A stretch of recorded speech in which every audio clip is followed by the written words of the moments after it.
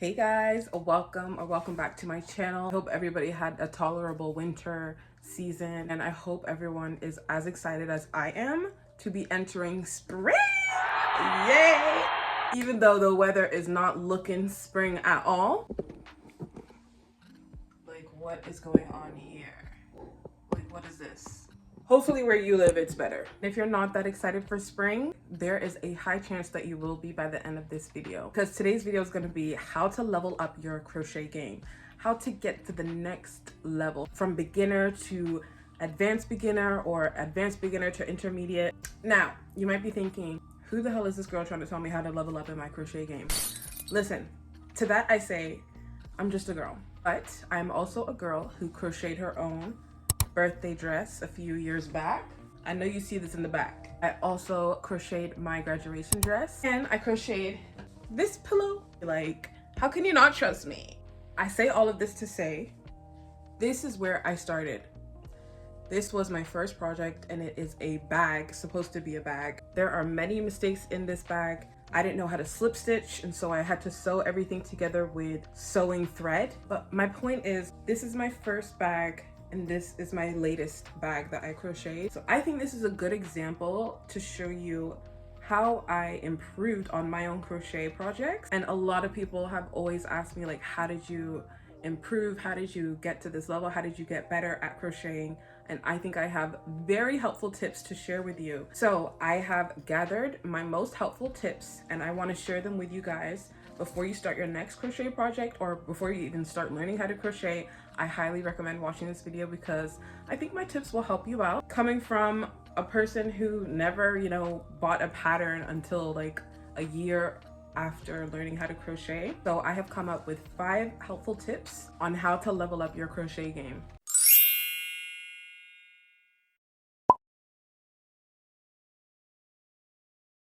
So with every tip that I give you, I'm actually also going to show you an example, like a crochet project to accompany that tip. And I'm going to show you what I mean through my own projects. So let's get straight into it. Tip number 1 is expand your yarn knowledge.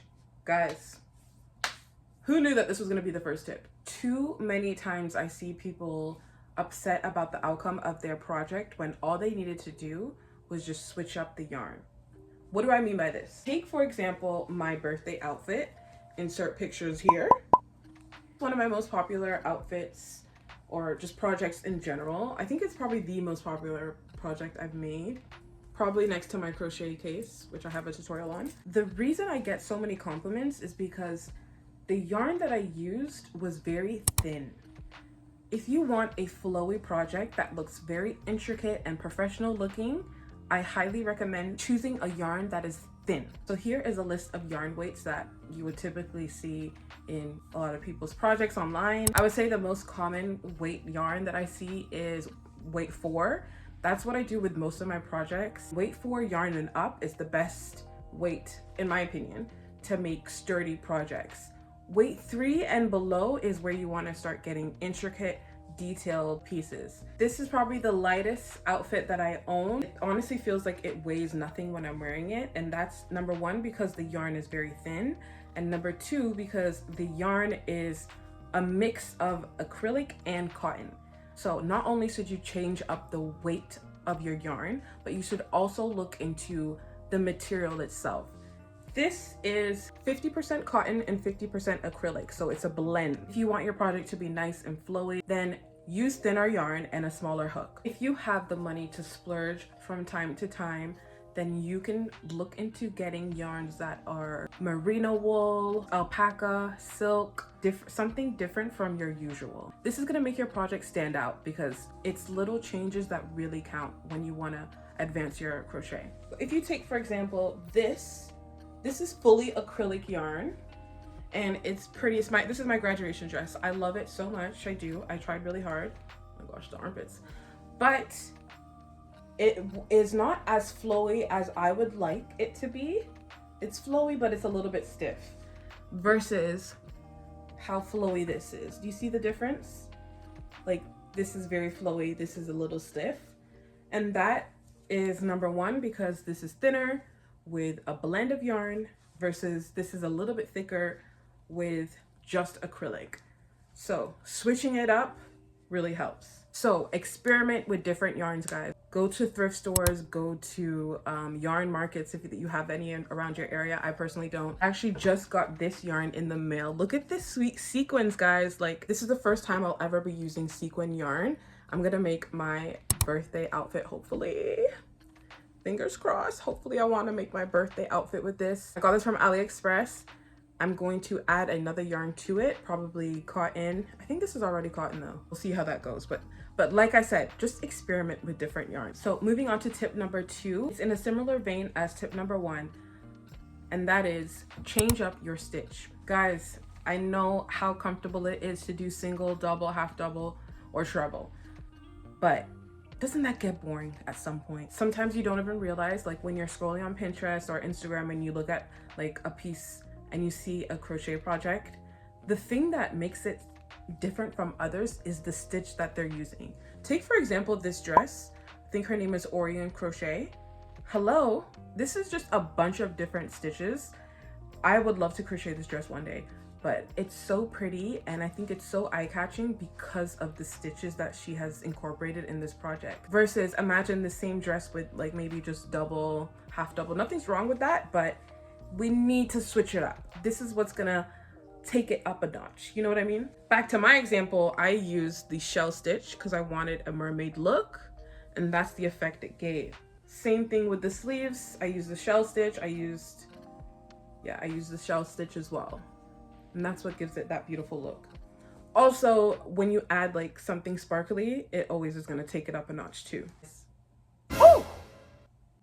Gosh, there was a humongous bird. So I personally have kind of stuck to the same pool of like 2 to 3 stitches, which is like the lemon peel stitch and the shell stitch, but there are so many different stitches to learn from that are out there. I've also been using Skillshare, who is the sponsor of today's video. Thank you, Skillshare, for sponsoring this video. I've been using Skillshare for ideas to kind of like capitalize on my already current knowledge of stitches. Also, if you didn't know already, Skillshare is the largest online learning community for creatives with thousands of classes led by industry experts across film, illustration, design, productivity, and plenty more. I'm currently taking a crochet couture class led by Lee Sartori, which is helping me understand how to like incorporate the shell stitch into an heirloom quality shirt, which is something I've never done before. If you want to expand and explore your skills, like any skills, there are thousands of classes to choose from, some of which are like film, illustration, animation, design.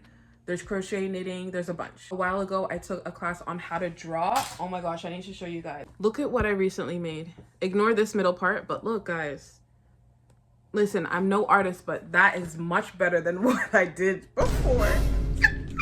But if you'd like to learn something different from those, Skillshare also has a lot of classes on music, entrepreneurship, freelance, literally anything you can think of. You name it, Skillshare has it. Luckily, the first 500 people to use my link in the description will receive a 1-month free trial of Skillshare. Get started today and become a member. Thank you, Skillshare, once again for sponsoring this video. So far, we have talked about changing up the yarn material and weight and the stitches that we use. These are things that will elevate your crochet.